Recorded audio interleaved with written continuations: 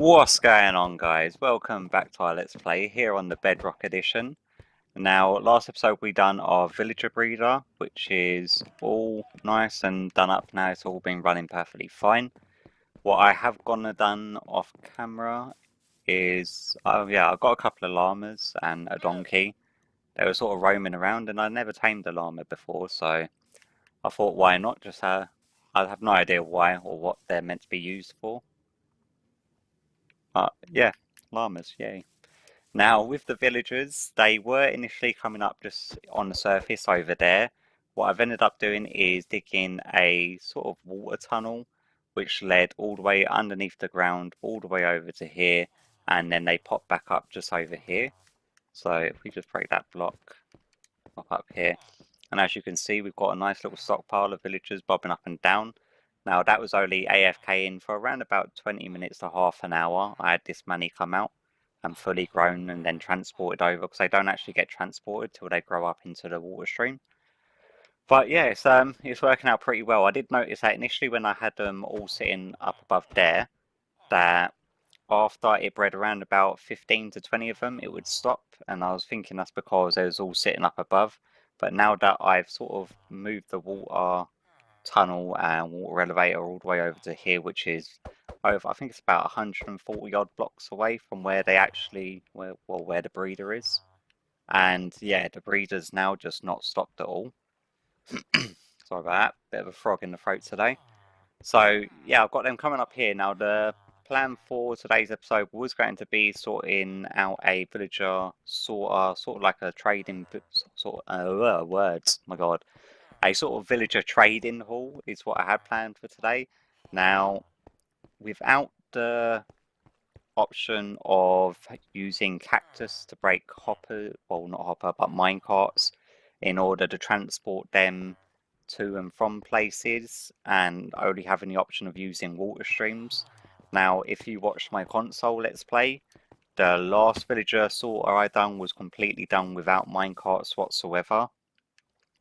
So I really wanted to go a different route about it, and I didn't want to have to use water streams and use the sort of same techniques that I used in my last one. And so I wanted just to change it up a bit. So I definitely want to be using minecarts, which means I really don't want to have to go and put this stuff away. So I really don't want to. What was I saying? Completely lost track. Yeah, I didn't want to have to use the water streams like the same system that I had in my last series. I actually want to use a hopper sort of sorter and village hall that works around, not hoppers, my god, minecarts. I've got a hopper minecart stuck in my head for some reason.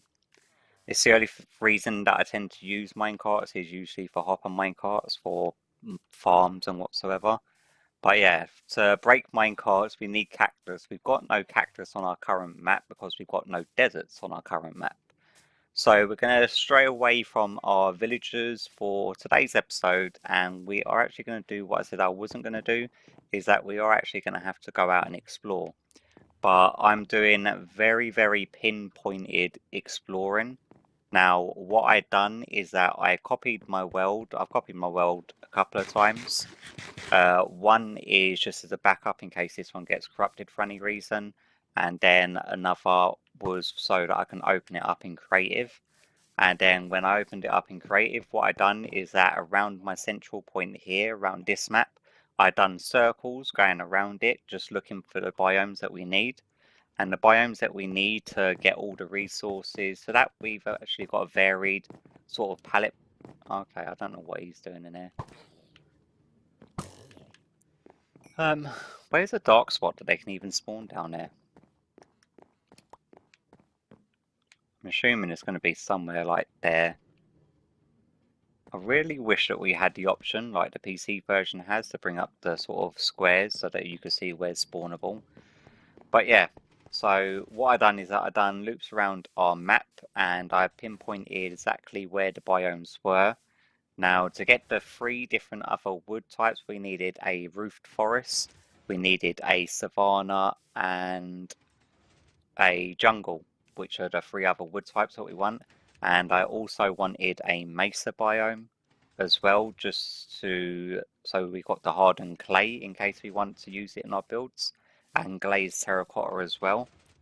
And also, let me, I want some decent food on us, so I'm going to put this chicken away and go grab some steak. And also the other biome that we wanted was a desert for the cactus in order to actually use proper minecart systems. I don't know why I'm coming up here, I'm not breeding them, I just want a stack of steak. Not steak, cooked beef. I swear I said that in the last episode as well, like I keep on getting it confused. I just keep on referring to it as steak. But yeah, over here I've just whacked in some temporary deep storage for cobblestone and normal smooth stone, just because the cobblestone in this thing had got full up, I do believe. Yeah, that thing's pretty much maxed out, and our smooth stone's completely maxed out. We've probably got smooth stone still circling in the system, so I'm going to have to clear that out sooner or later. But other than that, I did do a couple of mining sessions, and I got some more diamonds, a bit more lapis, a lot more coal. So we've got nearly 2 full stacks of coal blocks, quite a bit more iron, quite a bit more gold that needs smelting up. But yeah, that's just bits and pieces that I've been doing off camera. There is something I needed to grab, and that is the stack of obsidian, because I do believe it's 4 nether portals. So what I'm actually doing, rather than generating all the chunks in between here and the biomes that I want, I've actually gone around on my creative world and I got down the coordinates just so that I could then go through the nether and just singly generate just single chunks. Like my simulation range is, what is it set at? It is, simulation distance is 10 chunks, which means that wherever the portal puts me, only 10 chunks in each direction will actually be generated, because that will be the simulation range, and each area that I've pinpointed and picked is nowhere near an ocean whatsoever, which means when it comes for the aquatic update, I'm looking for flint. When it comes for the aquatic update, I then won't have to go running miles and miles from the new generation. I can then just generate them oceans and whatnot in between the biomes that we're going to be going to. But at least by doing this, I then open up our block palette a lot more, because as you can see, we have stuck very, very strictly to vanilla.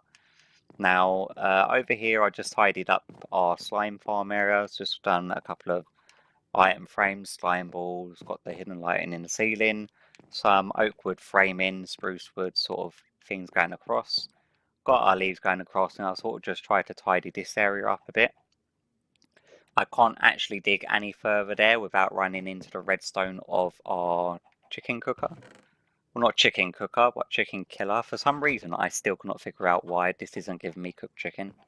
If you do know why, please put down in the comments, because it's bewildered me.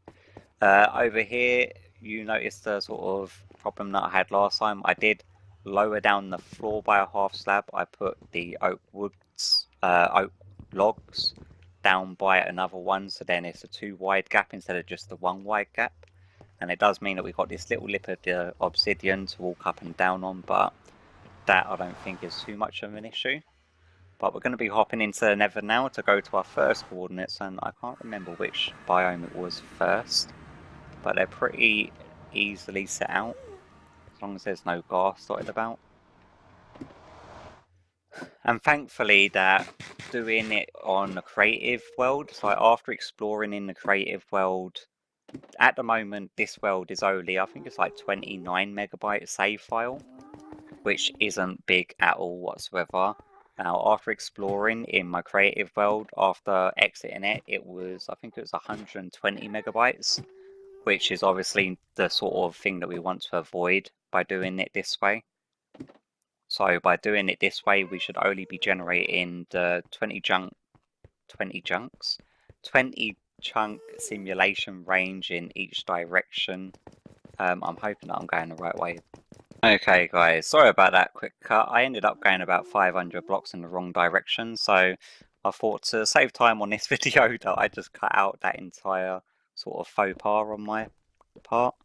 But this area here should take us to a roofed forest biome, I believe. How big do we need the nether portal? because we got the bedrock directly above us, so we need to go down a few. There we go. So fingers crossed this is right.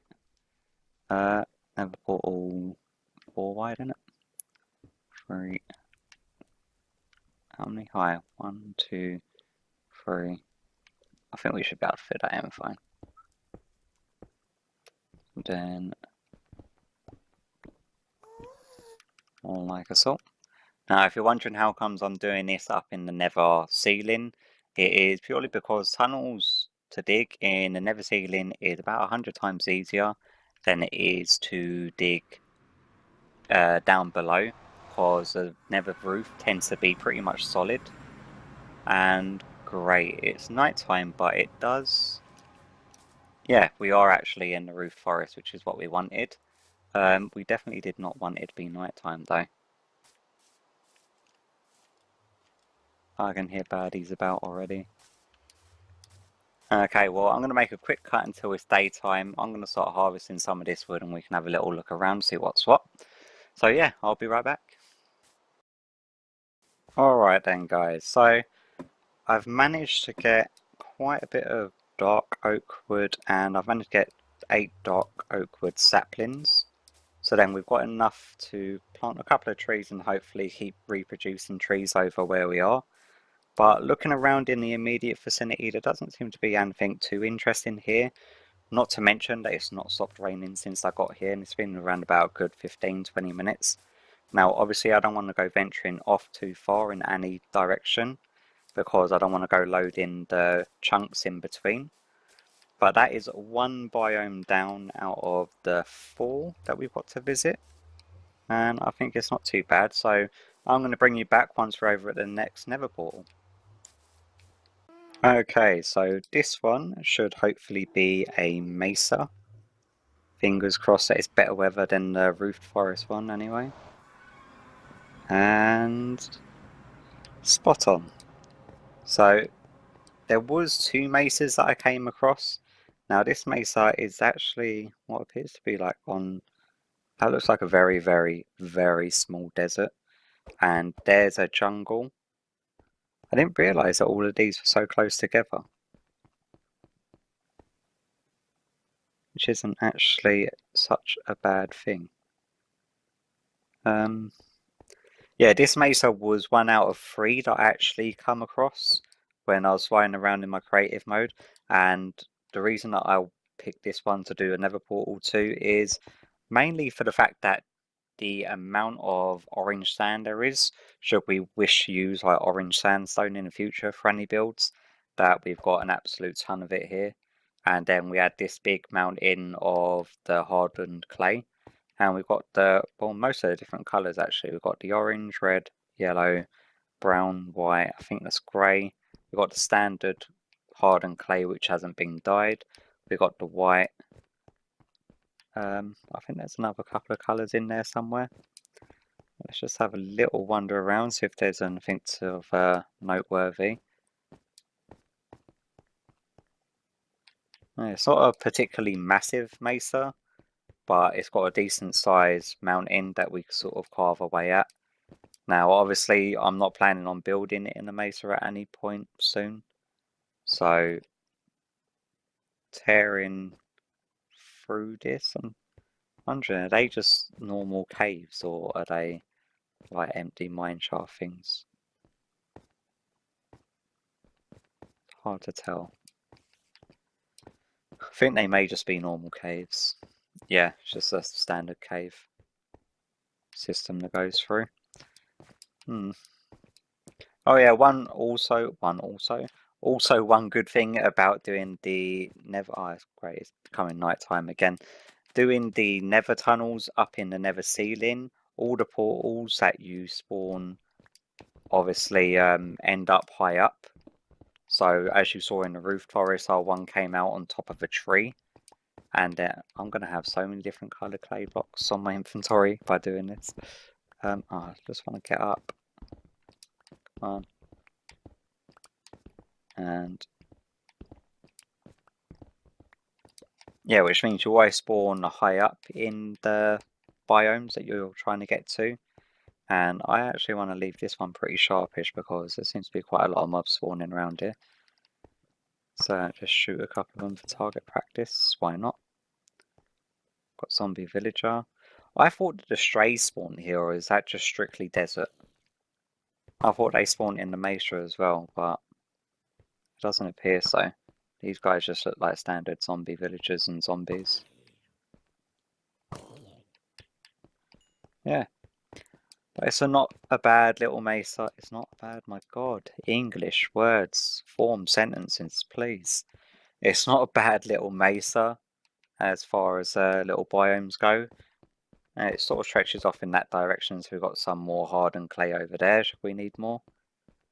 But I think this will do us for any future needs and future projects, because we seriously need to bring a more varied block palette into play when we're building now. Because just building out a standard oak, like I'm limited to just oak and spruce wood that I've been using at the moment. That along with the stone. Now with the stone, obviously there's a number of different variations, like you've got the cobbled stone, chiseled stone, stone brick, smooth stone. You've got the andesite, which is a slightly sort of worn down sort of stone look. The polished andesite is sort of like border, well, is used for sort of like borders and whatnot. Let me make sure that I sign this one up as well. Let's sprint down here. Yeah, so like I said, going through the nether ceiling, if you want to do this and just go biome jumping, which is pretty much what I'm doing, is that I'm probably just what I'm going to call the episode, to be honest with you, is just biome jumping. It's the easiest way, is to copy your world in creative. And then I think I may be going the wrong way. I think I've got to go this way, and the next one should be over here. And this one should be our desert and savanna. So just clear some blocks. Okay, let's make a little bit more room for us. Yeah, so if you're going biome jumping, your best bet is to actually do it this way and just go around in the nether ceiling. Let's go 1, 2, 3, 4, 1, and 2 and 3. Rid of some of them. 1, 2, 3. Is that right? Yeah, that looks right. And it is right, there we go. Grab something to eat. It's still going to be night time, unfortunately, so I've got to be prepared for mobs, but we're going to be... Whoa, there's like... Whoa, okay, fine. Yep. Really? There's like mobs just bang outside the actual nether portal.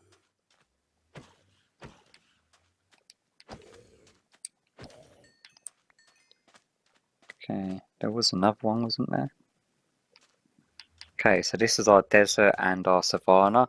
So like I said, I've got this like bang on the border between both of these two, which is happy days, because now we get our acacia saplings and our much needed cactus, which is what we really wanted to come and get. Also, I'm going to take a little bit of time to gather some sand. I'm going to have to clear my inventory of all the junk that I've picked up from killing mobs along the way. But yeah, I'll bring you back ready for the next portal, or after I finish collecting all the bits and pieces from this area. Okay, so I've finished up over here in the desert and the savanna, but I've sort of misplaced my portal. Oh, there it is, just over there. Got a couple of zombies still bobbing about in the water, but we've got a load of the little bunnies jumping around. And I wanted to show you, I've got a few stacks of sand. I managed to get 13 acacia saplings, some acacia wood, some cactus.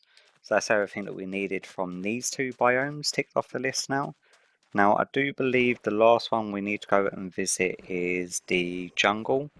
Now I'm not too sure in the Bedrock edition if pumpkins grow in the jungle. Not pumpkins, watermelon.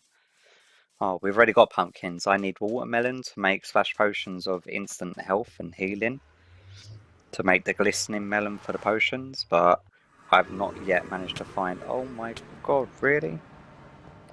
What's he doing? Oh, there's two of them just jamming in my portal. I don't know why this happens either. Whenever I come into the nether, even at my normal nether portal, whenever I come in, there's always like 5 or 6 mobs just waiting there to jump me. Okay, let's get this sign back up. This is the desert and savannah. Savannah. There we go. And then I do believe the last one is our jungle, which isn't too far away, I don't think. Oh. I'm not sure if I put this one bang in the center of the jungle biome. I think that I may have done, purely for the fact that it was quite close to a massive ocean. So I didn't want to go generate in the ocean when I come over to the jungle. But we'll see where we sort of spawn out when we come to the jungle. Because we're so high up on our Y measurements or axis, that we should actually be on top of one of the trees, I do believe. Let's clear some room. And that should be more than enough room. 1, 2, 3, and 4. 1, 2, 3, 4.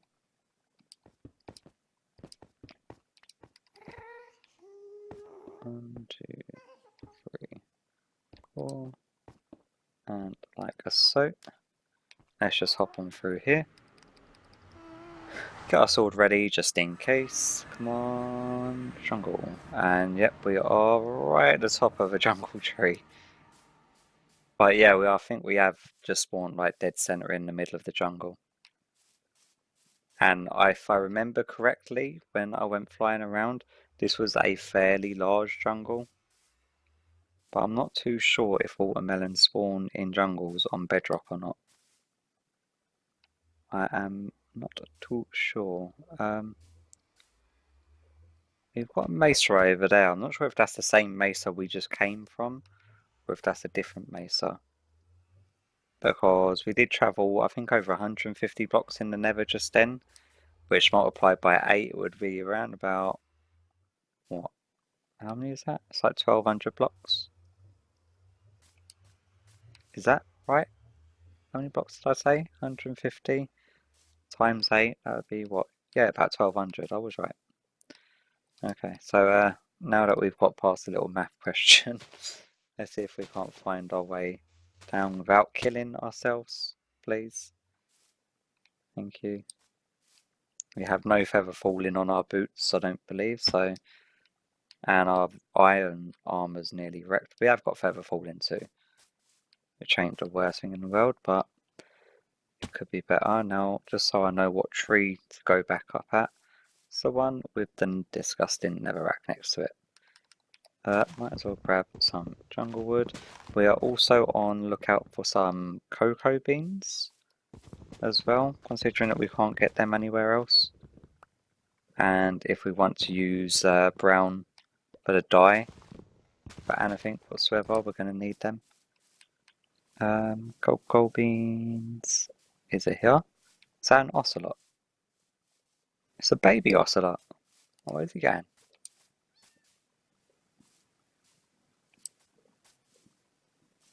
Stop running away. I haven't even got anything to tame it anyway, and already I'm trying. Oh my god, please don't tell me I've got lost already. Nuggets. Oh, there we go. Just look up. Okay. Woo. I was gonna end up doing the one thing that I came here not to do, and that was go venturing off to generate unloaded chunks. Yeah, I can't leave floating trees. That just is not going to be a thing. Okay, well, I'm going to have a little look around, see if I can't see any watermelons in the near vicinity. And I'll bring you back if I manage to find anything decent or if I start to head back. So yeah, I guess I'll see you back in a sec. Oh yeah. Okay, this wasn't actually too far. Watermelons do actually grow in jungles. It is still night time. I'm still getting harassed by mobs. I almost died to a creeper, but I've managed to find watermelons, which I think was the last thing on my list that I actually wanted to find. Really? Get lost, will ya? I did find a parrot, but I've got no seeds on me to tame it. But we are going to want to grab some of these, so let's get rid of you and grab some watermelon. Yeah, I found like 7 or 8, or I think near enough 9 or 10 actually, dungeons, all zombie and spider ones, and not a single one of them had watermelon seeds in the chests, which is extremely unusual, considering that seems to be the usual junk that I would find in it whenever I don't look for them. Okay, so we've got a full stack of watermelon now, so then we can start growing that. And there's some more over there. How far away from our portal did we venture? I think it's on the biggest tree there is. Is it? Oh no, I don't think it is. Oh no, there it is. It's just over here. Yeah, so we didn't actually have to venture too far before finding some watermelon. So on our adventures, I believe we've got the 3 different saplings. I managed to grab 9 jungle wood saplings altogether, which I don't think is too bad at all. Is there any more saplings dropped here? I did chop down a couple of trees nearby, and I was sort of waiting for them to fall, but then it got really, really dark and zombies started coming out, so I decided to go for a little run around to see if I could find anything. You know what, let's just head straight up. And up we go. Yeah, so I'll bring you back once we're back at home base and we can... Why is there an apple there? I didn't chop down any oak trees. But yeah, sure, why not? Yeah, I'll bring you back once I'm back at home base and we go through exactly what we've got. So yeah, see you back there. And we are home, guys. Hopefully, yeah, it's still not time, but we can actually sleep here. That's one thing that I should have really taken out with me is a bed. Would have made recording a lot more simpler, considering that it was mainly nighttime in all of the biomes that we went to then. But rather than going out there, let's quickly head down to our storage area. Check out all the goodies that we've got.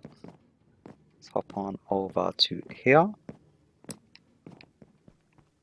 Okay, so we should now have our 3 other wood types to throw in the mix.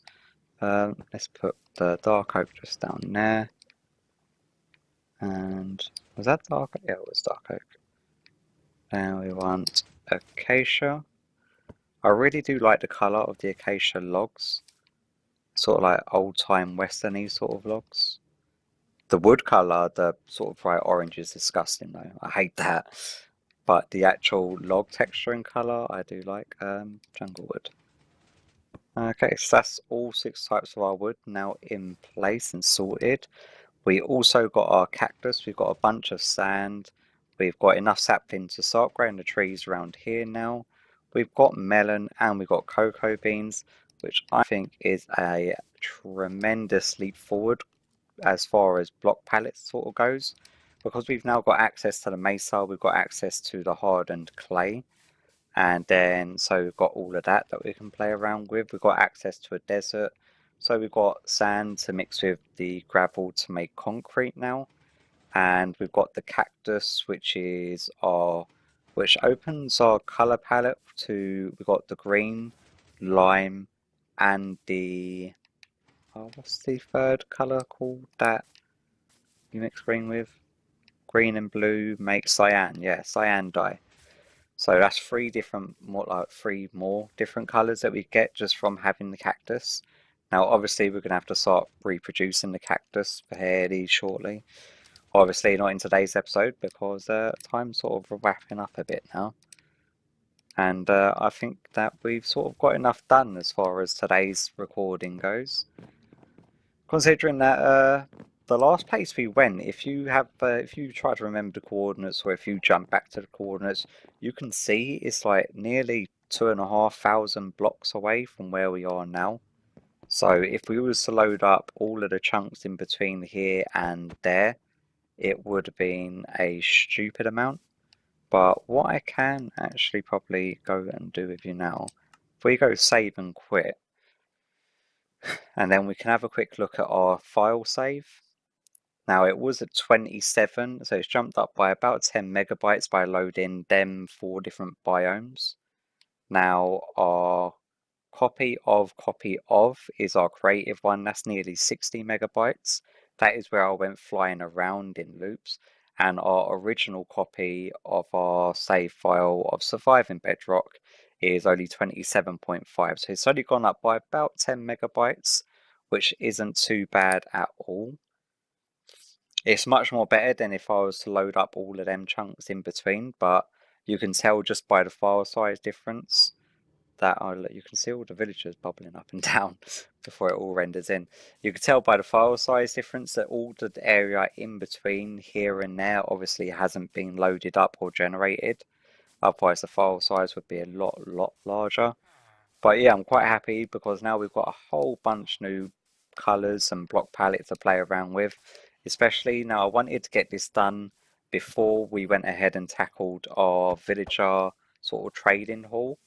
And that was purely because I was very limited on the block palette that I could use, and I really didn't want to go ahead and build what is going to be pretty a substantially permanent sort of fixture in our world as far as outside structures go, because I don't really want to go through the hassle of having to build a breeder and then build a sorter and then build a village hall, a trading hall all over again. Well, not anytime soon anyway, so I'd rather get it right the first time. Now, as far as the redstone mechanics behind the actual sorter and the trading hall goes, I know it already. I've already got that planned out. That's what I needed the cactus for. So that's all set in stone. I know what I'm doing there. And it's something, I actually went looking around online to see if anyone else had done it the way that I've sort of planned it out. And what it appears to be is that there's 3 different sections of the villager sorter and trading hall. So you've got the section where the villagers get picked up from, which is like one separate sort of device. You've got the next device, which is the place where the villagers go for you to select whether to keep them or not. So that will be our second redstone device, and then the third redstone device is how you sort them into their places within the actual trading hall itself. Now, each 3 I created separately, and I've not seen all 3 of them used within the same villager sorter and trading hall, but I have seen them partially in bits and bobs in other videos of like tutorials and things. So I'm not going to claim credit for it when I build it because it's most definitely been built before, but I'm building it the way that I want to build it, and I'm obviously going to build it in constraint to how I want the structure around it to be also. So yeah, we've got that to look forward to in the next episode, and I've been babbling on quite a bit now, so to give your ears a rest and to give myself a rest, because what you didn't see behind the scenes is the 3 to 4 hours of flying around in creative mode, finding the biomes for me to then be able to just sort of do the biome jumping through the nether just to avoid generating the chunks in between. Yeah, that was all done off camera, and that was painfully slow because in creative mode, the flight in creative mode on Bedrock Edition is not very quick at all.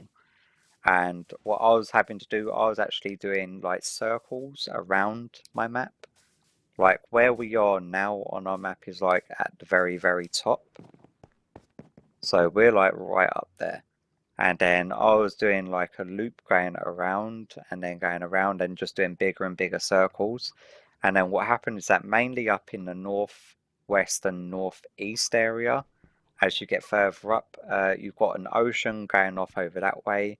You've got massive oceans and clear waters over that way with frozen sort of plains and stuff. but there was none of the biomes within the north area. Everything was pretty much dotted around the south, and that is where we ended up doing. It was sort of like a crescent shape that ended up coming down and around and up like that. So if you zoomed out on this map, which you can actually do, it would be all along the bottom, the very bottom left-hand corner to the bottom right-hand corner is where all 4 or 5 of them biomes were. What is it? Is it 5 biomes? It's the roof, forest, savanna, desert, jungle, and mesa. Yeah, the 5 biomes that we visited today.